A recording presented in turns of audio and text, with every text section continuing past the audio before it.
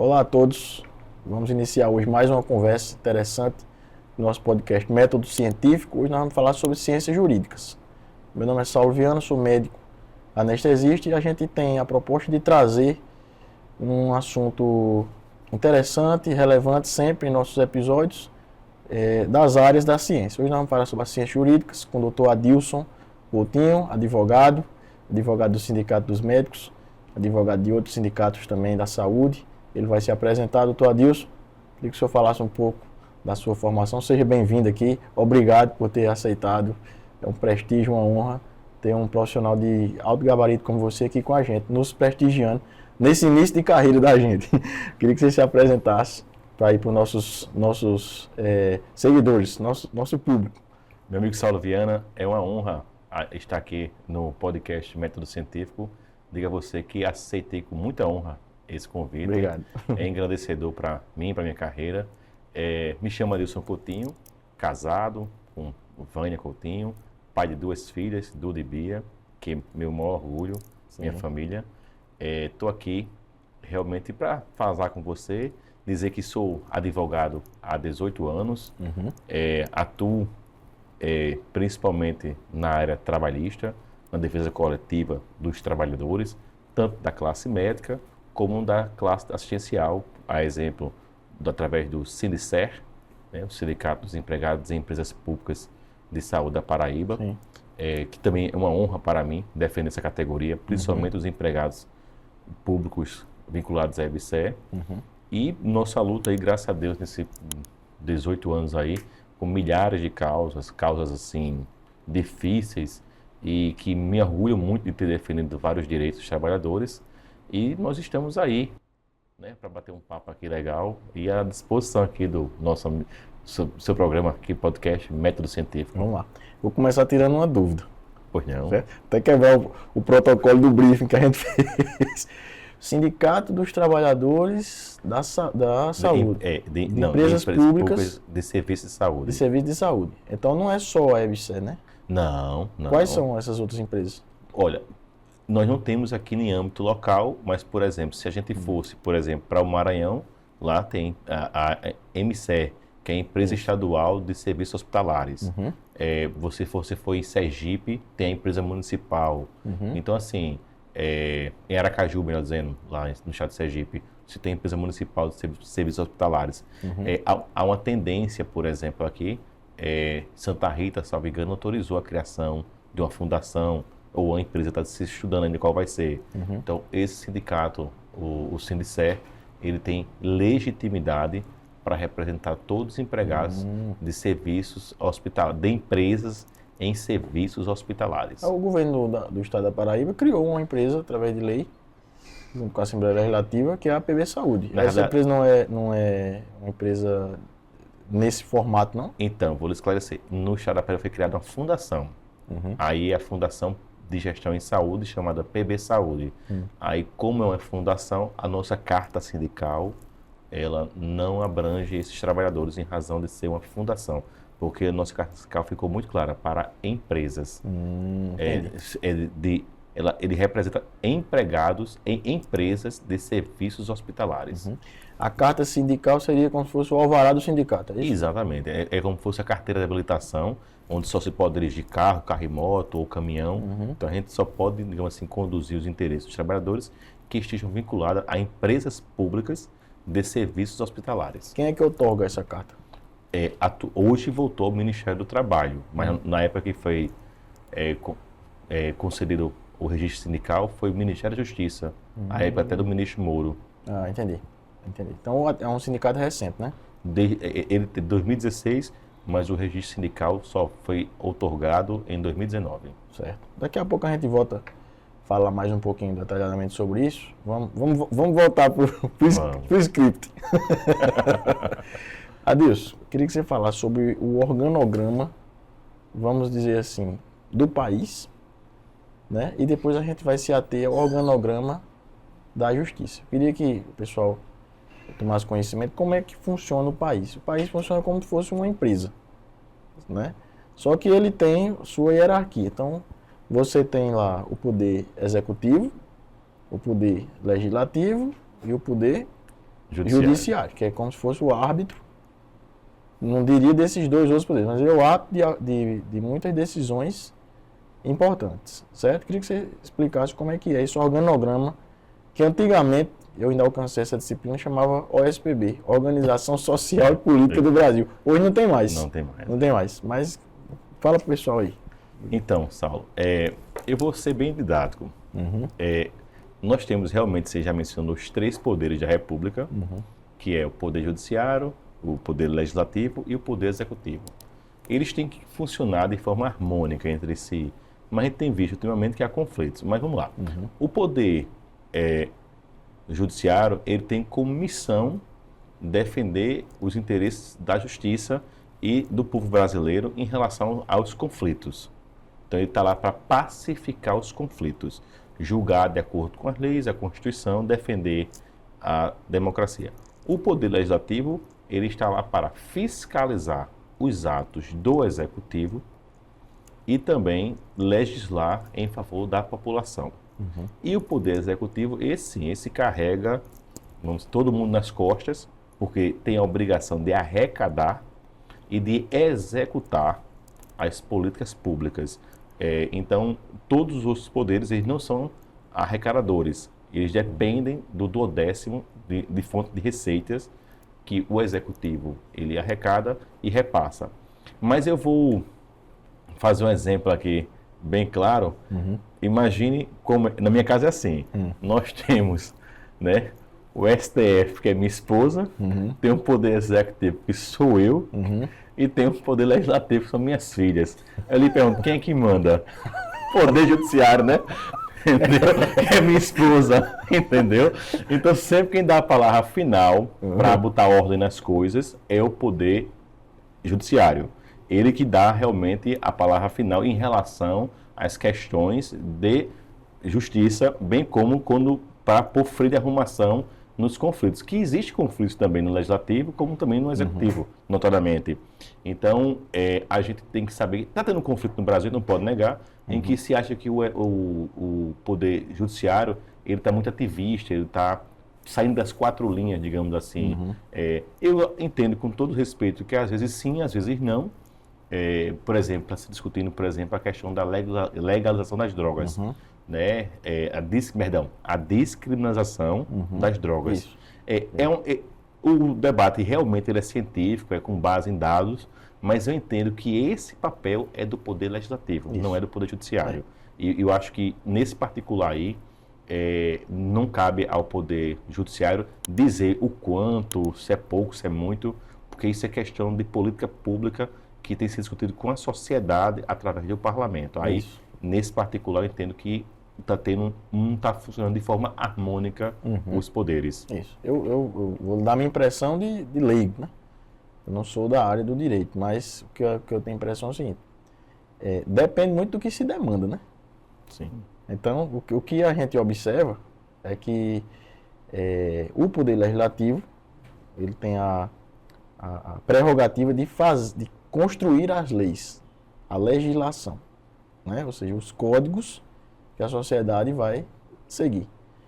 O Judiciário iria interpretar esses códigos, não é isso? Ou seja, então, quando o Poder Legislativo diz o que pode e o que não pode através das leis, ele está como se fosse tipificando, né? Que a gente chama de tipificação. Exatamente. E prevendo para aquilo as penas, as sanções, né? As sanções, exatamente. Então, caberia ao Judiciário interpretar se a lei está sendo cumprida ou não, e o Executivo é quem corrobora o Legislativo, é quem vai sancionar o Presidente da República, o Governador do Estado, os prefeitos, quem vão sancionar o que suas casas legislativas fazem ou pedir permissão a elas para fazer. Então, por exemplo, quando o Presidente da República lança uma medida provisória, ou ele pode apresentar um projeto, mas ele precisa, um projeto de lei, ele precisa que o Parlamento, que o Poder Legislativo ratifique, aprove aquele projeto, aprove aquela medida provisória para se tornar lei. Exemplo. E o inverso também sobre poder sancionatório ou não, né? Sancional não. É um contrapeso, né? Exatamente. Então, por exemplo, tivemos a reforma trabalhista, que é a sua área. Então, o governo apresentou a proposta, na época do governo Temer. Michel Temer. O Congresso aprovou, passou a valer. Tivemos a reforma da Previdência. O governo apresentou a proposta, na época, o governo Bolsonaro. O Congresso aprovou, emenda à Constituição com 2/3, enfim, votação, Exatamente. certo? E aí passou a ser lei. Agora, o que a gente observa é que, às vezes, é o seguinte, existem... Porque tudo está relacionado ao voto, né? Sim. Ao voto, que eu digo, o voto popular. Então, numa democracia, nós temos a representatividade do voto. O Poder Executivo tem representatividade do voto. Isso. Você votou no candidato, eleito, que é o presidente, ou que é o governador, ou que é o prefeito. Isso. Poder Legislativo, os deputados, os senadores receberam votos. Os deputados estaduais e os vereadores receberam votos. E o Poder Judiciário, ninguém votou. No desembargador, que o cara indicou, no ministro, que o cara indicou, no juiz de Tribunal Superior, que o cara indicou. O acesso deles ou é por concurso público, Ou através do quinto constitucional. ou através do quinto constitucional, que é quando um desses O membro do Ministério Público da Advocacia. é indicado e é ratificado, não é isso? Isso. Como é que funciona no quinto constitucional? A indicação, via de regra, parte do Ministério Público ou da Advocacia. Os tribunais, eles formam a lista tríplice, ou seja, dos candidatos que lá estão concorrendo à vaga, apenas 3 passam pelo crivo dos tribunais, onde está se almejando o cargo, e aí vai para o chefe do Poder Executivo nomeá-los. Pronto.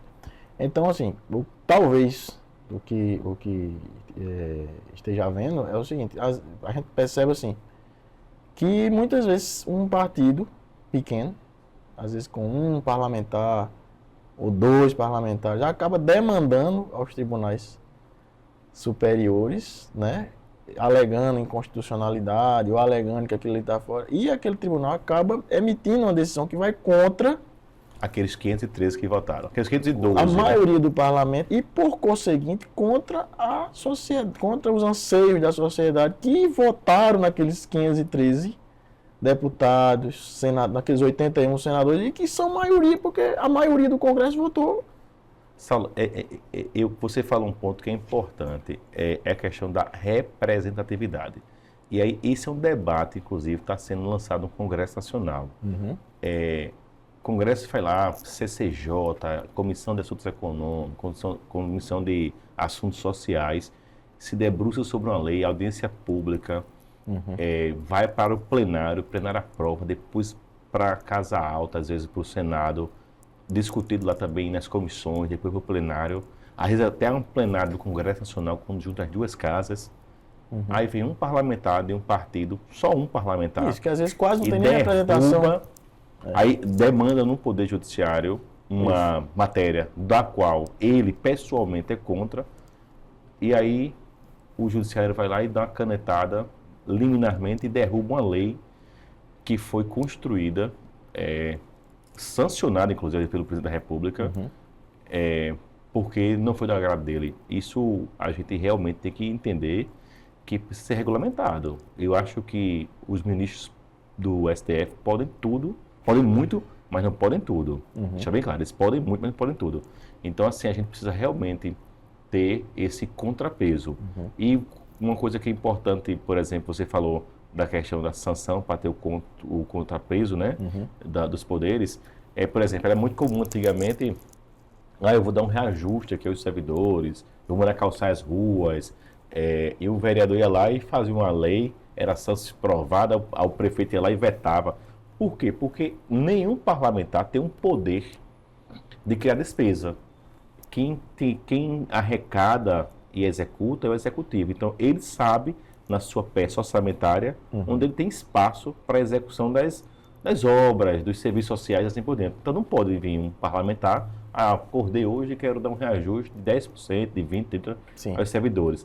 Isso tem os projetos de lei que são de iniciativa exclusiva do Poder Executivo. Então, não pode o Legislativo ir lá e tacar a canetada lá para prejudicar a gestão do Executivo. Exatamente. É por isso que ele pode vetar, aí o voto pode ser derrubado, aí depois pode questionar na Justiça. Isso realmente é um freio de peso e contrapeso, né? Tem que ter esse freio de arrumação aí para a nossa República funcionar de forma harmônica, em paz e harmônica.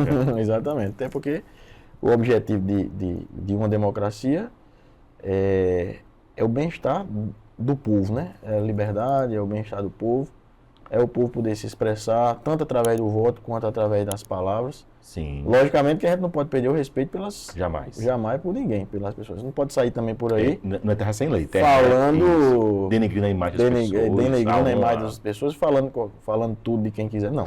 A gente tem que falar com embasamento, falar com técnica, falar com propriedade, falar com agora solidez. mesmo, a gente falou aqui que eu mesmo discordo de algumas posições do Supremo Tribunal Federal, mas de forma respeitosa, eu não concordo com tudo que eles decidem. Isso. Como também não concordo com outras coisas que o Executivo faz, o Legislativo, assim por diante. Mas eu não posso chegar e atacar um poder, jamais. Não atacar a honra de ninguém, nem desrespeitar ninguém. Não gosto de ser atacado Como dizia o pessoal antigamente, bom é a zoada, né? Enquanto tiver zoada, tá bom. E é bom, isso é democracia. E democracia. Democracia é o barulho. Ou seja, quando acabar o barulho, acabou a democracia. Você não pode mais falar. Mas eu queria pegar um gancho que você falou, né? Essa questão da discricionariedade, não sei se a palavra é essa. Discricionariedade. Não é isso?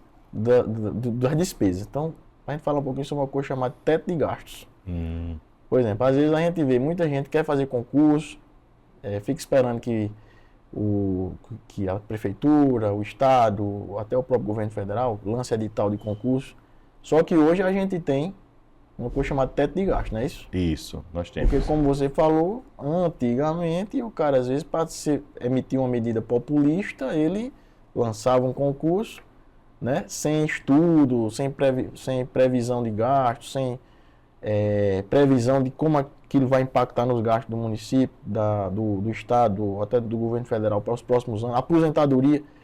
Então, os governos hoje têm o teto de gastos. Isso. É lei, não é isso? Exatamente. Como solução para isso, provavelmente o surgimento dessas empresas públicas, ele veio como uma espécie de solução para isso. Ou seja, o poder executivo não fica com o gasto diretamente, cria uma empresa pública, através de orçamento, manda dinheiro para a empresa e ela contrata os funcionários. Eu queria que você explicasse essa... Olha, não é bem assim não, deixa eu explicar como é que funciona, porque realmente a gente, o que observa hoje veja bem, nós temos... Explica para a gente, traduz aí. Justamente, é importantíssimo o teto de gastos, mas é importante de verdade, porque ninguém pode gastar mais do que arrecada.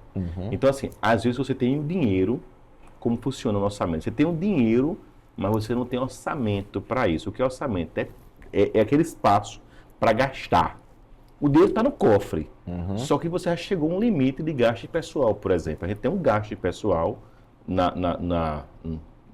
nos estados e municípios, que é de até 60%. Então, eu não posso, por exemplo, estar gastando 61% e querer gastar mais. Eu posso ter até o dinheiro para pagar, mas o que eu arrecado, ele tem que ser gasto com outras coisas, não só com o pessoal.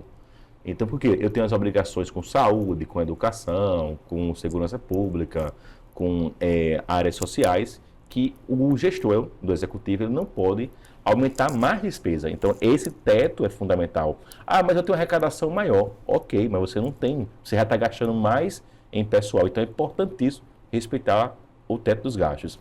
Eu vou dar um exemplo clássico. No judiciário, por exemplo, a gente tem, como eles não arrecadam, eles não têm, além do serviço que eles prestam, que é essencial para a nossa nação, que é o serviço, a prestação jurisdicional. Mas eles têm um gasto com o pessoal elevadíssimo. Por exemplo, tem tribunais que chegam a 96% do que vem do 10º. Eles têm, por exemplo, de tudo que arrecada do Poder Executivo, 6% tem que ser repassado ao Poder Judiciário.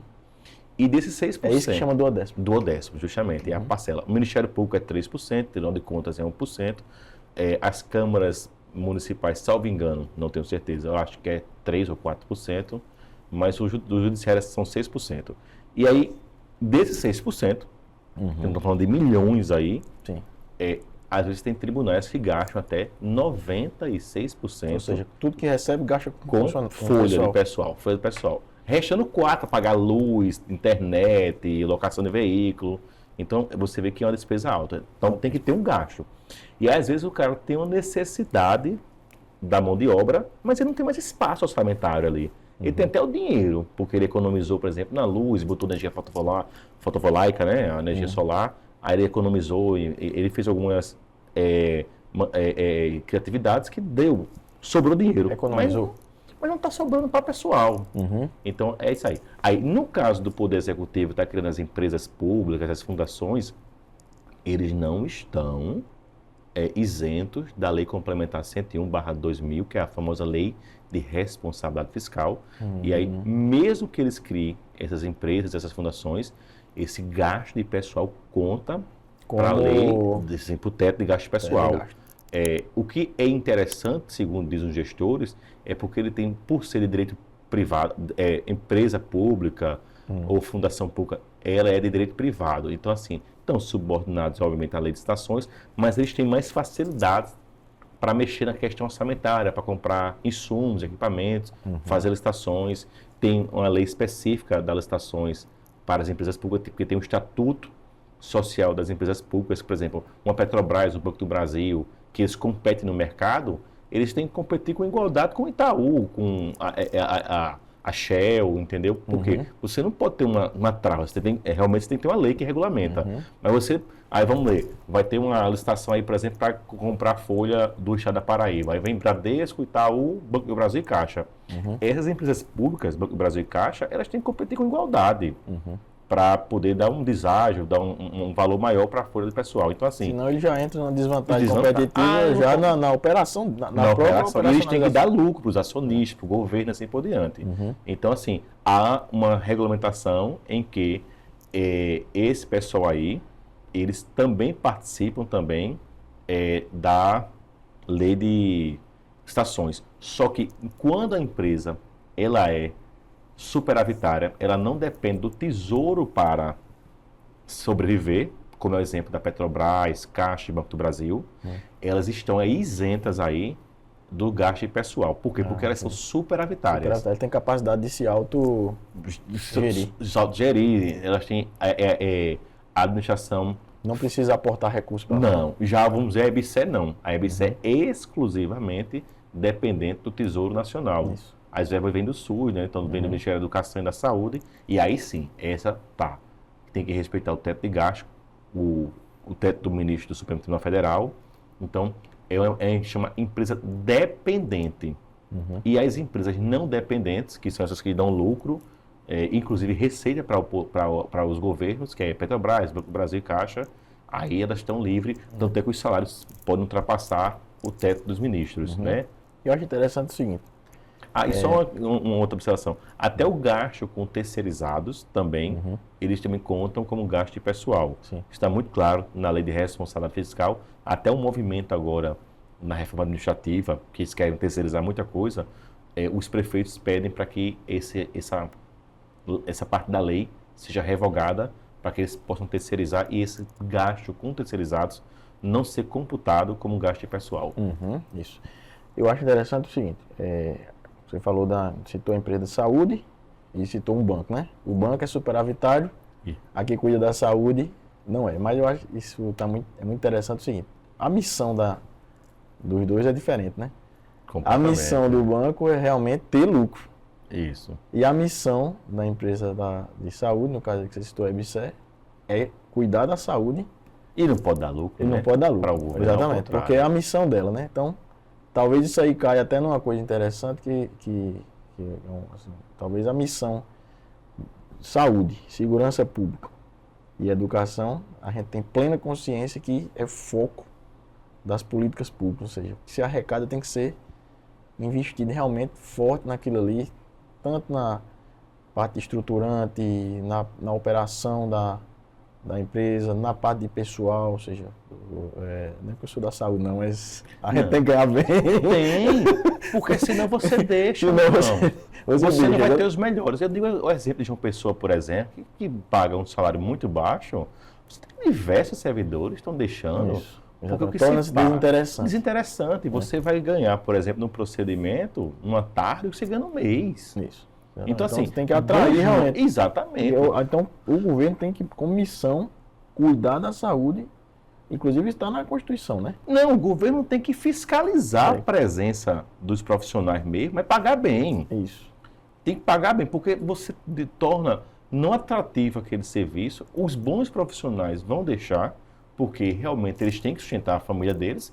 A gente não tem como falar, por exemplo, o médico está ganhando aí, que a gente vê aqui, como vê no estado da Paraíba, no seu pessoa, menos de R$ 800 no plantão de 12 horas. Isso não paga. O mercado nem pratica mais esse valor, mas o poder público pratica ainda. Entendeu? Eu falo para quando é efetivo. Quando o cara é contratado, ganha até mais. Ou seja, não estão prestigiando a parte da casa. Então, os servidores efetivos estão sendo preteridos. Isso. Aí, por isso que tem que ter uma ampla reforma para que realmente se analise como é que a necessidade realmente do dimensionamento da mão de obra da área de saúde, não é só médico não, enfermeiro e tal. Por exemplo, se viu um piso nacional para que a enfermagem pudesse ganhar, digamos assim, dignamente, mesmo assim ainda foi baixo. Só que a gente viu a dificuldade de ter recurso para pagar isso aí. Mas tem que ver também os fisioterapeutas, os assistentes sociais, os técnicos de enfermagem, os psicólogos. Até então, assim, porque as profissionais, é muito profissional. Os profissionais da saúde, elas são muito insalubres, né? Demais. Imagina, por exemplo, na pandemia, que você trabalha na pandemia, você se expôs por sua família. Exato. Lida com doenças, lida com as pessoas num momento difícil da vida. Geralmente as pessoas estão, quando elas estão doentes, aí a família está fragilizada, enfim. O horário de trabalho, você tem o plantão noturno, você tem o final de semana, o feriado. Tem que estar lá, né, tem no que hospital. estar lá, tem que estar à disposição, tem que estar concentrado naquilo ali. Às vezes, muitas vezes deixa a sua... Muitas vezes não. Quando você está à noite, com um feriado, certo? No dia no das final mães, de por semana, exemplo. no dia das mães, você está deixando sua família para trás para estar. Então é um trabalho realmente Servindo ao muito próximo. insalubre. É. Exatamente. E exige um grau de empatia. Ou seja, no mínimo que você pode ter um ambiente de trabalho bom, um acolhimento no seu trabalho que você pode desempenhar. Você tem que estar com a cabeça boa para cuidar dos outros, né? Exatamente. E na saúde você vê, de um modo geral, Saulo, o adoecimento de muitos profissionais. Com certeza. Por quê? Porque são plantões extensos, né? Às vezes 12, alguns chegam a mais de 24 horas até. Num ambiente, como você falou, insalubre. Às vezes o repouso é totalmente insalubre. Você não tem sequer uma roupa de cama limpa. Se você não levar de casa, às vezes. Muitas vezes. Verdade. Você não tem uma alimentação digna. Não. Então, assim, imagine só, se trocar o aconchego do seu lado, sua família, o abraço do seu filho, sua esposa, para estar no hospital de madrugada dentro. E quando você tem uma oportunidade de descansar de 1 hora, um pouquinho, você não tem sequer uma roupa de cama. Você não tem uma janta adequada. Isso. Você tem que pedir, porque a que está lá servindo, ninguém vai comer. Não. Então, assim, isso tem que ser revisto. Isso. Você tem que dar condições de trabalho, qualidade de vida no trabalho, para que, imagine só, vou pegar mais 12 horas nesse sufoco aqui. Não tem dá, condição. cara. Realmente tem que ser revisto isso aí. E aí é onde eu chego, que é o seguinte, às vezes talvez é o caso de você se questionar se, será que realmente, por exemplo, é função do governo ter uma empresa de correspondência? Será que é função do governo ter uma empresa de banco? Às vezes eu fico pensando o seguinte, será que ele não devia vender realmente tudo isso para a iniciativa privada e cuidar do que realmente importa? Ou seja, focar em saúde, educação e segurança para promover que as pessoas tenham saúde, se sintam seguras e tenham boa educação para ter bons empregos, empreender, né? Eu sou muito favorável à livre iniciativa, mas tudo tem que ser regulamentado. Eu vou dar um exemplo assim clássico, porque tem que ser regulamentado. O caso dos optometristas. Eles têm iniciativa realmente de poder exercer a profissão, mas não pode exercer no lugar do médico. Então, tudo para mim tem que ser regulamentado e fiscalizado. A gente tem que ter a livre iniciativa de empreender. O poder público não pode nos atrapalhar, mas também tem que ter regras claras. Porque senão, por exemplo, você vê muitos profissionais não médicos querendo atuar no lugar dos médicos, principalmente na parte da dermatológica, né? Os oftalmologistas. Então, assim, aí você fala uma questão de privatizar. Por exemplo, eu sou favorável demais. Você já imaginou, você olhar para trás, aquele aeroporto aqui na Tenente João Pessoa, Castro Pinto, o que era o que é hoje? Muda tudo. Como é que o poder público pode se preocupar em ser dono de um aeroporto? E não Faz é objetivo. Nunca. Nunca. Não é objetivo. Até o Tambaú era do governo federal, do governo estadual. Telefonia, né? O exemplo mais clássico. Telefonia. Por exemplo, agora aqui na Paraíba nós temos 2 empresas concessionárias de água. A Cagepa, que é a estadual, e nós temos a ANE, Água do Nordeste, que já funciona em Santa Rita. A Cagepa, ela é desde a década de 60. Santa Rita, em 2023, que foi quando a ANE começou a operar lá, tinha apenas 4% de saneamento básico. Já tem mais hoje. Ela tem que chegar daqui no próximo ano a 10%. O que a Cagepa não fez em 60 anos, uma empresa vai fazer em 2, mais do que o dobro. E tem que chegar em 2033 com 90%. Muito bem. Aí eu lhe pergunto, e por que a Cagepa não fez? Não fez porque não tem recurso. O governo, ele falta mão, falta dinheiro para o governo investir. Isso. Aí daí a necessidade da iniciativa privada. Ah, mas vai ficar encarecendo. Não, não vai encarecer não, porque a regra é clara, tem que cobrar o preço que se cobra autorizado pela agência reguladora. E o governo tem isso e tem mais 1000 coisas. Mil coisas. 1000 coisas para fazer. E a empresa privada Só que tem assumiu isso. isso só tem isso. Imagine só você, por exemplo, na Cagepa, eu dou exemplo Vai clássico. ficar bem explicativo, né? Que ela tem que tomar conta de 222 municípios agora, porque um é Santa Rita, é outra empresa agora, empresa privada, ganhou a licitação lá, é um leilão, quem deu mais. A Cagepa não conseguiu chegar. Ela entregou vários milhões ao município para investir em outras áreas, mas tem que entregar serviço de qualidade. De qualidade. E você tem quem cobrar. Exatamente. Porque no caso da empresa pública, às vezes você até cobra. Mas você está cobrando do Estado, né? Que é como fosse assim, do Estado constituído. Não estou falando do E a Estado. gente às vezes vê, Saulo, não é cobrança o caso da se Cagepa, perde. longe disso, não é o caso da Cagepa. Mas algumas, digamos assim, estatais, tanto a nível federal, estadual e municipal, cabe de emprego, meu amigo. Cabe de emprego para você dar um aliado político. E aí é mérito do governo Temer, que para você exercer cargos nessas empresas hoje, você tem que ter um currículo, Tem que ser técnico. tem que né? ter comprovação que você tem conhecimento da área. Porque senão vira cabide de emprego para aliados políticos. E aí o negócio desanda, meu irmão. Isso. A gente já viu várias vezes aqui no país, né? Exatamente. E eu sou plenamente favorável. Eu não digo nem tudo, por exemplo. Eu tenho minhas ressalvas em relação, por exemplo, à questão armamentista, por exemplo, armas do Exército, petróleo e gás. Eu acho que a gente tem que ter nossas reservas, mas também não pode também explorar tudo, tem que dar uma parte do poder privado para poder fazer uma iniciativa privada brasileira e o poder público tem uma reserva. Agora, o resto, meu irmão, tem que investir no principal: saúde, educação e segurança. Isso. Você falou agora há pouco, já que a gente está nessa discussão, petróleo e gás, você falou aí. Vamos analisar. Você tem hoje uma tendência de diminuição do consumo de petróleo no mundo. Tá? E o carro elétrico já é uma realidade, energia solar, né? Energia eólica, biodegradáveis, produtos biodegradáveis. Então o plástico está sendo, que é um derivado de petróleo, sendo praticamente tirado de circulação. Ou seja, então, o que é que vai acontecer com as empresas que exploram e beneficiam o petróleo daqui a alguns anos? A tendência é que o valor de mercado delas caia. Pode Né? ser. Então, por exemplo, a Petrobras ela tem uma grande chance de daqui a 10, 20 anos ela não valer mais do que ela vale hoje. Talvez ninguém queira mais nem comprar. Porque ele vai entrar num desuso tão grande. Aí o governo detém uma empresa, né, que precisa ter uma competitividade com as outras empresas de fora, que são de capital privado. Você fica consumindo energia do governo, que ele podia estar mandando essa energia para outras áreas fundamentais, como a gente já falou, saúde, educação, segurança pública. E no futuro, essa empresa vai ser desvalorizada ao ponto de se tornar talvez um peso. Ou seja, ele não vai ter mais a quem vender, ou se tiver, não vende mais pelo valor que venderia hoje, e deixa de, digamos assim, ter ou dispor de outras tecnologias que vão ser as tecnologias motrizes da época. Como, por exemplo, hoje a gente já está vendo o carro elétrico, como eu falei. Já está a energia solar, exatamente. Então, fica para trás. Aqui na Paraíba a gente é exemplo disso, né? Da solar e eólica. Isso, solar e eólica, exatamente. É o sertão que mais vê, a gente Como é que você vê essa... Olha, Saulo, essa é uma questão... Corta aí, vai. Então, essa é uma questão aí que não tem quem diga o certo ou errado. Não tem. É uma escolha de estratégia, né? O cara decide a estratégia e vai. Exatamente. Ninguém pode dizer que daqui realmente assegurar que daqui realmente a 20 anos nós vamos deixar de usar combustíveis fósseis.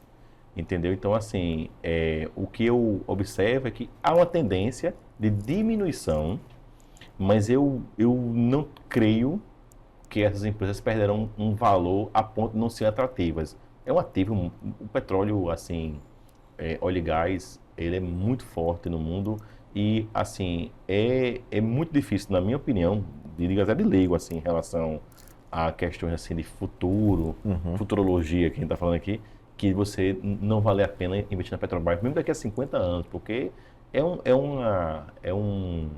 uma commodity realmente escassa, ela tem uma limitação. Então, assim, quanto mais difícil, quanto mais, assim, desejada, ela vai ficar mais cara. Então, assim, eu vejo dessa forma. Agora, vejo também muito positivamente a questão dos carros elétricos, né? Como também a questão daqui na Paraíba e o Brasil, do modo geral, as usinas, né, solares, as usinas eólicas, né, as fazendas, como eles chamam, né? Eu acho muito positivo isso aí. Agora, também, eu estava até conversando com um amigo meu, recentemente, que esses carros elétricos, o que se gasta para produzir a bateria, consome tão quanto a bateria, né? A bateria, tão quanto o que ele vai dar de despesa de combustão. E o pior de tudo, o lixo eletrônico que isso causa, a bateria. Metais pesados, né? Metais pesadíssimos, né? Então, como você vai fazer o descarte desses equipamentos, desse lixo, né? Elétrico aí, futuramente? Isso tem que ser bem pensado.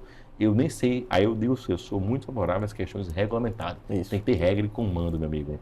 Um país só vai para frente no comando e com regra. Isso. E uma coisa interessante, Adilson, é o seguinte, a matriz elétrica do país. Então, por exemplo, vai aumentar, já está aumentando, né, no hemisfério norte, Europa, Estados Unidos. Então, você já tem um aumento real do contingente da população de veículos elétricos. Aí tem que ter a tomada, né, para o cara carregar. Exatamente. Não é isso? Mas para ter a tomada, você tem a tomada da televisão, você tem a tomada da luz, tem a tomada do ar-condicionado, tem a tomada do ventilador, tem a tomada da batedeira, tem a tomada do micro-ondas, tem a tomada do celular e hoje você tem a tomada do carro elétrico. Então você tem que aumentar a capacidade de produção de energia. E vamos convenhamos, nós tivemos há duas décadas, né? Um apagão aqui, né? Eu me lembro que em 2000, 2001, salvo engano, 2001, nós tivemos um apagão elétrico aqui, porque não tem capacidade né? A gente sabe que a energia é gerada, inclusive a gente vai ter um episódio aqui sobre a questão da energia elétrica, que é um tema realmente fascinante. Fascinante. Certo? Mas ela é... Não, vou dar um exemplo, Saulo. Por exemplo, você que é na nossa querida cidade de Souza, cidade de Sorriso, aqui na Paraíba, o carro elétrico é fundamental, mas para você bater lá e voltar é difícil, É difícil. Autonomia. Autonomia, porque você consegue chegar. Souza são 440 quilômetros aqui da Eu acho que dá para chegar com a carga, esses carros a BYD aí. A autonomia de hoje, pelo que eu estava vendo, não tem nenhuma autonomia de Mas imagine só você parar quantas horas de tempo você vai ficar carregando para chegar ao destino. Não, e quanto você vai poluir com a matriz elétrica?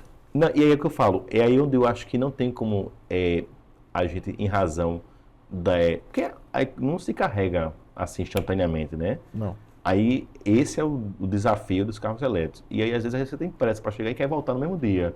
Mas você vai fazer o bate e volta só com carro a combustão. Difícil. E o quanto vai poluir? Porque para você subir essa matriz elétrica, por exemplo, qual é a matriz elétrica do Brasil? É hidroelétrica.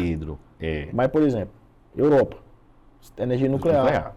Ou então até carvão às vezes, né? Certo? Carvão. Então, quanto de poluente você não vai jogar na atmosfera para gerar a energia que vai carregar no Brasil? Será que realmente a conta está fechando? No Brasil, a gente está tranquilo porque a gente tem mais de 90% de nossa matriz energética, ela é não poluente, né? Ela aqui está tranquilo. Aqui é tranquilo. Agora, no mundo, mas no mundo, na China, na Índia, lá os caras são muito fortes no carvão. Vai ter um episódio sobre isso aqui. Então, a gente está trabalhando para discutir isso de forma mais técnica. Mas vamos falar um pouquinho agora sobre os sindicatos que você representa, especificamente. Vamos lá. Né, o público, a questão do sindicato dos médicos. Como é que é? Porque o médico ele não tem muito essa tradição de estar em luta sindical. Como é que é a atividade do sindicato dos médicos? Como é que é? Olha, eu estou no sindicato dos médicos há mais de 10 anos. Apesar de que é importante, né? Ele não tem tradição, mas... Por isso que perdeu ao longo dos anos um prestígio. É importantíssimo você ter uma atuação política, não digo nem porque partidária, não. Não. é a política dos seus direitos, Isso. dos seus deveres também. Exatamente. Saber se colocar enquanto cidadão, Eu vou dar um enquanto exemplo profissional. bem próximo aqui, e foi recente, isso foi ontem. Um médico me procurou, disse, Adilson, como é que está a minha causa aí? Aí, meu nome não está na lista. Eu disse, doutor, o seu nome não está na lista porque o senhor está conosco. Aí disse, tá certo, ok. Aí um outro médico estava na lista, ele deixou, ele foi para um escritório e optou por esse escritório. E o nosso escritório demorou um mês a mais para propor ação, esperando a mudança do índice, né, do IPCAE. Em razão disso, a nossa conta deu maior. Aí quando eu disse a ele, a sua conta deu 2x, e na conta do outro escritório só deu 1x. Aí ele disse, mas por que deu diferentes? Não, porque o senhor tem esta ação e mais outra que é muito mais atrativa. Ele não sabia que tinha direito às duas ações. Então ele estava muito, assim, por fora do dia a dia dele, assim, que ele ganhou o Sindicato dos Médicos, ganhou duas ações muito importantes aqui no município de João Pessoa, que foi a ação da RAM e a ação da GCHU. Essa ação da GCHU, pra você ter ideia, Saulo, ela representou um reajuste de 74% na gratificação. Então, ela deu um incremento salarial que nunca antes vista no contra-cheque dos médicos. Tudo em razão da atuação sindical, que foi lá em 2010 e propôs a ação, na gestão do nosso amigo Tarcísio Campos, que justiça seja feita. Vai vir aqui. Se Deus quiser, justiça seja feita. É um cara vocacionado pela luta da causa médica, do sindical. E hoje o médico do município de João Pessoa se aposenta dignamente porque ele lutou lá atrás por um PCCR, que bom ou ruim é o que nós temos. Precisa de uma revisão ampla, precisa. Mas hoje o médico ele vai se aposentar hoje com o vencimento, com a RAM e com a GCHU. Antigamente o médico se aposentava com o vencimento. Que era o mínimo, né? Mínimo, o vencimento do município de Pessoa hoje é em torno de R$ 1.800. Mas se aposenta com esse valor? Rapaz, um médico hoje com 35 anos de atenção básica de uma pessoa se aposenta com menos de R$ 4.000. Se ele chegar lá, né? Se não E morrer no meio do caminho. E para deixar 60% para a viúva. Pois é. Não se contaminar com pérfuro, pegar alguma doença, não infartar, enfim. Em razão disso aí, o Sindicato dos Médicos tem uma atuação muito importante na defesa dos interesses da categoria. Então, cito aqui a ação da RAM, a ação da GCHU, a ação da insalubridade da EBSER, a ação do adicional turno da EBSER, do adicional turno do Estado da Paraíba. Então, imagine só você não se preocupar em propor ação, em expor o seu nome e ter um sindicato que vai lá em nome próprio, mas em seu benefício, buscar um direito para ti, sem você se preocupar com sucumbência, com retaliações, sejam políticas e até pessoais.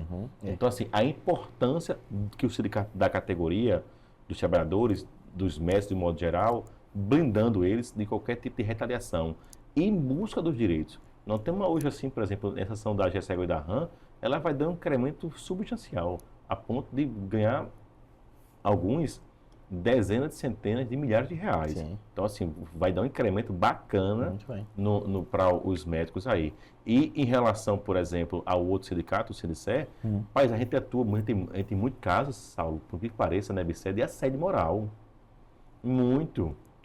Troca de escala, troca de setor, mudança de turno. Rapaz, o Adriano recebe lá, inclusive o próprio Adriano é vítima de assédio moral também, na empresa lá, sofre descontos por estar em atividade sindical, tem salário não pago. O único empregado do Brasil que não recebe salário em dia é Adriano.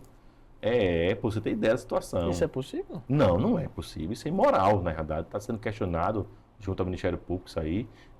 Ele vai para a atividade sindical e tem um salário descontado. Então, assim, são coisas absurdas. Isso é feito com ele e avalia com o próprio um funcionário lá que está lá calado. Aí a empresa monta em cima. Tem que ter o contrapeso, né, do sindicato. É importantíssimo, por exemplo, para conquistar um acordo, né, acordo coletivo de trabalho. Como é que você vai chegar, por exemplo, vamos me dê um reajuste aí, empresa? Individualmente é impossível. Não vai, tem que ter a luta, tem que ter as mobilizações através da categoria para dizer, a gente deseja que tenha esse índice, por exemplo, na EBSER, que eu acompanho mais de perto, você tem os 2 abonos, você tem, por exemplo, os feriados dobrados. Isso. A empresa luta por tudo que é por medida para derrubar a insalubridade sobre o salário base de vocês, para quem pagar sobre o salário mínimo, o sindicato vai lá e ensinar aqui, não, irmão, você não mexe não. Isso. Então, a importância da luta sindical é para garantir, olha, a luta não está nem para conquistar, mas para manter o que já tem. Está tendo inversão de valores. Eu dou muito crédito ao sindicato que luta pelo trabalhador. Porque existem muitos sindicatos que, Pelegos. Que têm por trás uma política partidária, né? Isso. Então você viu, quando acabou aquela questão do imposto sindical, aí você viu que os sindicatos que realmente lutam pelos trabalhadores, eles conseguiram Vou dar 2 exemplos. sobreviver e foram adiante. Esses agora, o Sindicato dos Mestres cresceu exponencialmente após a... Meio que nunca dependeu do imposto sindical. Isso. Nunca dependeu. E cresceu por quê? Porque entregou mais. E o Sindicer, que foi criado em 2016, mas o registro sindical só foi em 2019, nunca recebeu R$1 de contribuição sindical e cresce ano após ano. Por quê? Porque entrega. Entrega, exatamente. Então, assim, você tem orgulho hoje de dizer assim, rapaz, o sindicato luta por mim, aí eu vou contribuir porque eu me sinto representado. Isso. O E não trabalhador... fica fazendo política partidária. Não, Porque, às vezes não. você tem A trabalhadores política lá de vários... é classe. Exatamente. Você tem trabalhadores, inclusive, de vários... como é que eu quero dizer? Simpatizantes de várias ideologias políticas. Isso. No Sindicato dos Médicos nós temos lá, Né? no Sindicato Tanto também. de esquerda, quanto de eclético. direita, quanto de... Isso. Então você não pode ter um sindicato que faz política partidária, você está excluindo uma parte dos... Porém, você também não pode não ter o sindicato. Não pode, porque, por exemplo, como é que você vai lutar, por exemplo, com a prefeitura, contra um Estado, contra a União? Não tem como. Como é que você não tem sequer legitimidade para juntar um grupo de 10 colegas de profissão e querer atrás de um reajuste. Não vai ter legitimidade. Isso. Só que tem legitimidade é o sindicato. Mas aí, na insatisfação da categoria, se a atual diretoria não está entregando como deveria, é convocar novas eleições, destituir, mas tudo através, como eu sempre digo e repito, através do jogo, da regra que está na lei. O jogo democrático. O jogo democrático. Isso. Então eleja um cara que possa representar você. Rapaz, a força do sindicato, se você pegar e estudar pela Constituição, pelas leis brasileiras, ela é fundamental. Por exemplo, eu tenho uns casos aqui de insalubridade que, por exemplo, a gente entra com ação coletiva e o que a gente consegue. Imagine só você resolver um problema, por exemplo, do bloco cirúrgico, do HU. Está tendo uma demanda muito grande lá de paciente que é contagioso. Você vai lá, rapaz, com a demanda, você não se expõe, porque tem uns que têm medo, outros têm medo de retaliação, outros... o sindicato vai lá e entra com a ação. O trabalhador, ele quer apenas ser reconhecido, né? Ele quer trabalhar ser em justo. paz. Exatamente. Ele quer desempenhar a função dele da melhor forma, em paz. No ambiente de saúde. Num ambiente que ele consiga... Ter prazer em ir, né? Exato. Ter uma boa... Entregar bem, com qualidade, se sentir... Como é que eu ia dizer? Valorizado em fazer aquilo. Ele não quer brigar, ele não quer se indispor com ninguém. Não. Ele quer chegar, fazer o trabalho dele, voltar para casa em paz, cuidar da família dele, tá bem. Ele quer isso. O trabalhador quer isso. É receber dele, pagar suas contas, ter saúde. Isso. E é isso que a gente tem que buscar no ambiente de trabalho, junto às empresas, ao poder público, que os sindicatos têm que lutar por um bom repouso, por uma boa alimentação, por um ambiente de trabalho sadio, porque se você não dá isso, o cara não entrega bem, o cara adoece. E a gente está preocupado muito no caso aqui no HU, não só do HU da Paraíba, mas da Paraíba não, do João Pessoa, mas do HU de Campina Grande e Cajazeiras, e também nos hospitais aqui da rede estadual e municipal. Como eu falei, o índice de doença mental. Sim. Está uma quantidade, infelizmente, elevada. Burnout, né? O burnout. E também a questão também em razão de que você a sobrecarga de trabalho, que leva não só a questão do esgotamento, como mental. Também, cara, da depressão. A depressão é um mal que realmente está batendo forte. Tá. Inclusive com o aumento dos casos de suicídio, né? Pois é, Saulo, eu soube casos de jovens da área de saúde, rapaz, isso me deixa impactado. E tem gente que está numa situação que precisa de ajuda de verdade. Com certeza. E precisa sobreviver. E aí, quando você se afasta, às vezes, pela IBSE, você vai para o teto do INSS, então você tem uma perda remuneratória. Se for no estado da Paraíba, você perde a sua produtividade. Precisa ser reconhecido, né? Precisa. E uma coisa que assim está deixando estarrecido, até aqui próximo, no sítio Cabedelo, por exemplo, várias colegas suas anestesistas me procuraram. Elas tiveram seus filhos ganhando a produtividade, que é 5 vezes maior o vencimento é um pouco mais de R$ 1.000 e poucos reais, é um pouco mais do salário mínimo, e aí quando tem um bebê, só ganha o vencimento e não paga pela média da produtividade. Como é que você vai garantir que essa mãe fique 6 meses afastada Não tem para condições. aumentar seu filho, se ela tem que pagar as contas dela? Exato. Rapaz, isso é absurdo. No século XXI, a mulher não tem direito a seus vencimentos integrais para absurdo. ficar em casa e amamentar seu filho. A gente vê isso aqui hoje na Paraíba, no governo do estado, no município de Cabedelo, entre outros. João Pessoa, graças a Deus, resolveu esse problema. Não tem mais esse problema. Daí a importância de um sindicato atuante realmente para ver, porque a gente sabe que a maternidade inclusive, é por isso que a mulher, ao longo dos anos, né, ao longo da história da humanidade, ela sempre, aquele gesto simples que você tem de dar a cadeira para estar no ônibus e deixa a mulher sentar na cadeira, se levanta e ela, o respeito que você tem que ter. à figura feminina é exatamente porque ela tem a capacidade de gerar outra vida. E de cuidar, né? E de cuidar. A mulher, isso, a de cuidar. mãe Então, nos lugares civilizados, os países civilizados, certo? E nós somos um país civilizado. Só que às vezes os direitos não são respeitados. Mas ao longo dos anos a gente vai conseguir que seja, se Deus quiser. Mas, então, nos países civilizados, como nós somos civilizados, certo? Esse custo da maternidade é um custo social. Rapaz, por isso que a sociedade tem que arcar com esse custo, porque ela tem que cuidar do filho. Você tem, por exemplo, uma garantia de que vai ter uma dentição saudável, ossos fortes no futuro, exato. por causa da alimentação. E isso, Adilson, tem um impacto, pelo menos na minha visão, tem um impacto social lá na frente. Porque a mãe cuidou bem do filho. O filho foi acolhido pela mãe. Então, já começa bem, né? A tendência de ele crescer e ser um menino saudável, um menino que vai ter um desempenho melhor na escola, certo? Que vai ter valores, empatia, é maior. Muito bom. Mas então, e não lá só na isso, frente não, a gente viu? vai ter uma sociedade melhor. E não é só entendeu? isso não. Às vezes as mulheres, por questões financeiras, são obrigadas a voltar a trabalhar e a culpa que ela vai carregar pro resto da vida. Rapaz, ela vai ser culpada, só que é uma condição de sobrevivência. Isso. Então, é preocupante, como eu falei, a questão mental. Sim. Você pode adoecer uma mulher. Imagina um puerpério, essa mulher ter que voltar a trabalhar. Eu vi, Saulo, um caso, assim, chegou pra gente, recente no escritório, a gente tem uma ação lá no escritório do adicional de salubridade, perdão, do adicional do turno lá da EBSER. Aí, quem nos procura é um homem, em vez de ser a própria médica. Suicidou-se no puerpério. Deixou um filho 2 meses.